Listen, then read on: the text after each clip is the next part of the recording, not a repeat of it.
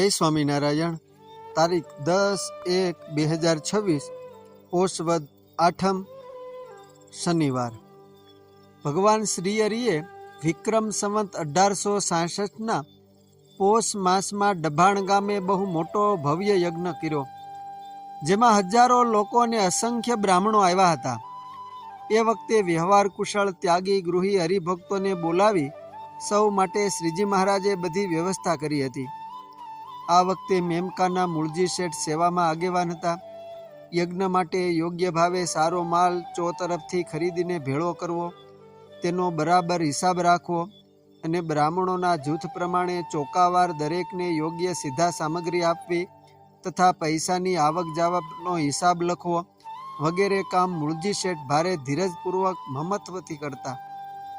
ડભાણના યજ્ઞમાં સીધા સામગ્રી વગેરે પુષ્કળ પ્રમાણમાં એકઠા કર્યા હતા, પરંતુ લોકમાં યજ્ઞ બહુ મોટો થાય છે અને બ્રાહ્મણોને બહુ દક્ષિણા અપાશે આવી વાત પ્રથમથી પ્રસિદ્ધ થઈ ગયેલી।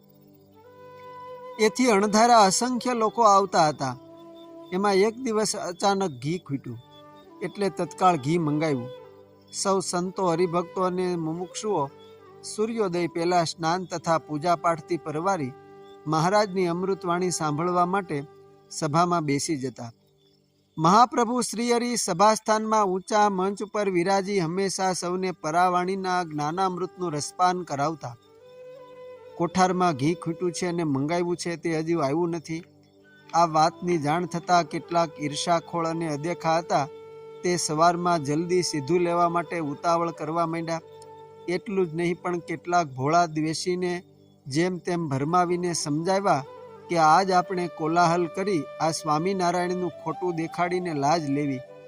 આમ વિચાર કરી દ્વેષી બ્રાહ્મણો સવારમાં સીધું લેવા આવ્યા અને સીધું લાવો એમ તાકીદ કરવા લાગ્યા અને તોછડા વચન બોલી કહેવા લાગ્યા કે તેવડ નહોતી ત્યારે આવડું મોટું કામ શા માટે આદર્યું।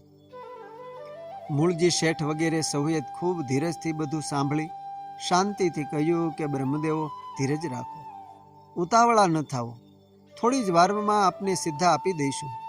થોડી વાર ખમવાનું સાંભળ્યું ત્યાં તો એ દ્વેષીઓ લાલ ઘૂમ આંખો કરીને જોર જોરથી રાડો પાડી ધમાલ કરવા લાગ્યા।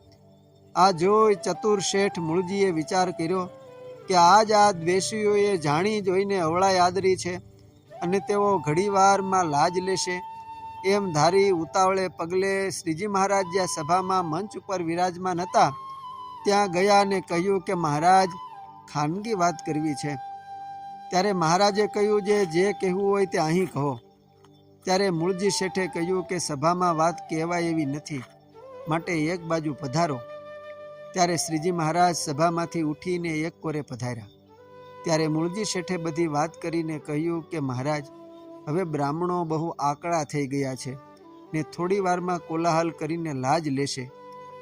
એવું સાંભળીને મહારાજ યજ્ઞશાળાની બાજુમાં જ્યાં ઘી રહેતું હતું ત્યાં આવ્યા ને પૂછ્યું કે થોડું ઘણું કાંઈ ઘી છે? ત્યારે મૂળજી શેઠે કહ્યું કે આ 2 કુડલા ઘડમચી ઉપર પીડ્યા છે, તેમાં એક કુડલામાં 1.25 મણને આશરે ઘી છે અને બીજામાં અડધો મણ છે। ત્યારે મહારાજે કહ્યું કે એ 2 કુડલામાંથી ઘી દેવા માંડો, ખૂટશે નહીં। તમે જેટલા ઘીના કામમાં છો તેટલા અહીં આદમી રહેજો, બીજા કોઈને અહીં આવવા દેશો નહીં, એમ કહી મહારાજ પાછા સભામાં જઈને વિરાજમાન થયા।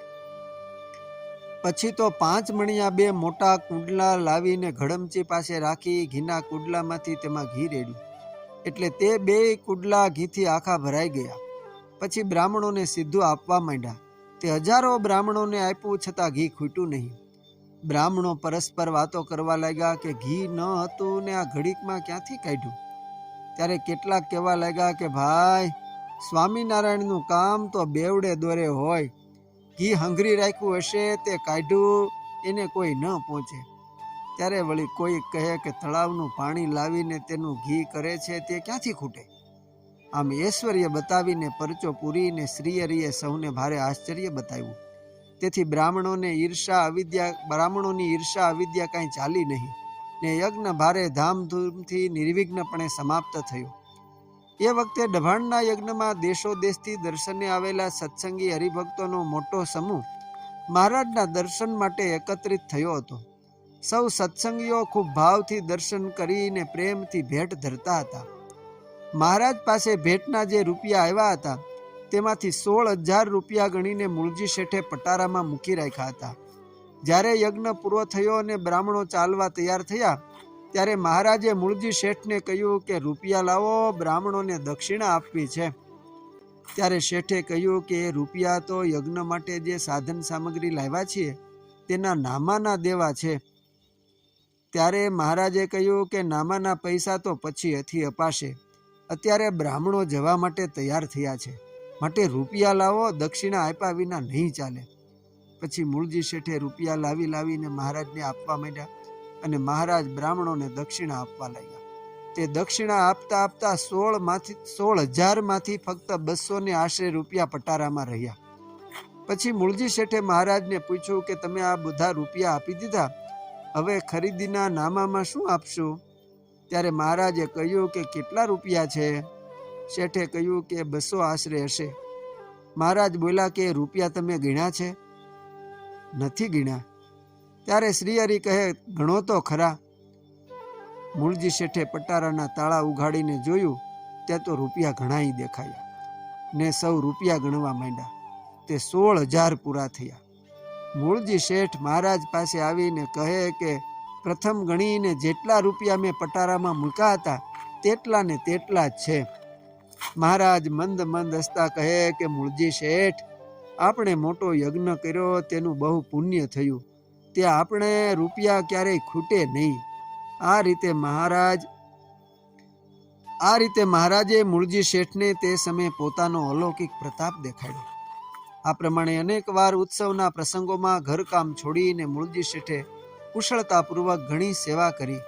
તેથી તેમના ઉપર મહારાજ અને મોટા સંતો બહુ પ્રસન્ન થયા હતા. અસ્તુ. જય સ્વામિનારાયણ. સત્સંગ સાગરના મોતીમાંથી